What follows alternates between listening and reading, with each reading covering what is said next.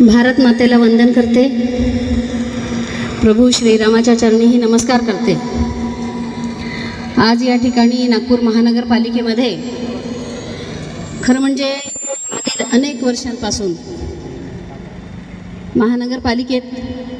काम करण्याची संधी मिळाली, पण आज या ठिकाणी जी संधी मिळते आहे ती त्या सर्व संधींपेक्षा अधिक मोठी आणि खूप जबाबदारीची संधी आहे। आणि त्या संधीच्या वेळी महापौर म्हणून या ठिकाणी पदभार स्वीकारताना एका मोठ्या जबाबदारीची जाणीव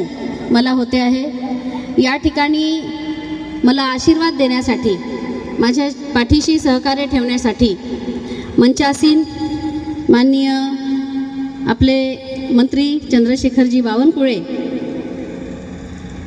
माननीय दोन्ही आमदार, माझे दोन्ही मोठे भाऊ माननीय कृष्णाभाऊ खोपडे, माननीय मोहनभाऊ मते, माननीय दयाशंकरजी तिवारी, आपले अध्यक्ष, आणि ज्यांनी म्हणून खरं म्हणजे महानगरपालिकेमध्ये 2002 साली मी ज्यावेळी निवडून आली त्यावेळपासून ज्यांनी मला कायम मार्गदर्शन केलं, कायम समजून घेतलं आणि शिकवलं, खरं तर ते सर्व सन्माननीय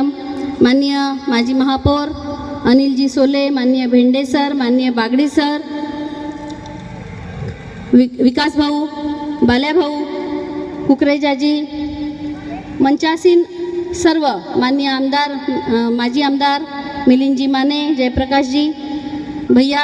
डागोर सर, आपले माननीय उपमहापौर संदीप भैया,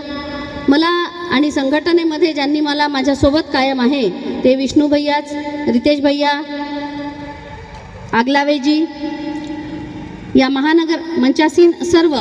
सन्माननीय पदाधिकारी, माननीय उपमहापौरजी लीलाताई,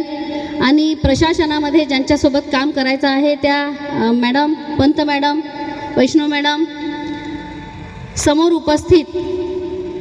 नागपूर शहरातील ज्यांच्यामुळे या ठिकाणी उभं राहता येत आहे असे सर्व प्रथम भारतीय जनता पक्षाचे कार्यकर्ते, पदाधिकारी, आणि या शहरामध्ये ज्यांनी 102 या संख्येमध्ये भारतीय जनता पक्षाचं निर्वाचन मिळवलं ते सर्व सन्माननीय नगरसेवक, नगरसेविका, पूर्व नगरसेवक, नगरसेविका, सर्व सन्माननीय पदाधिकारी, या सर्वांचं मी अतिशय मनापासून आभार मानते, अतिशय जबाबदारीने आभार मानते।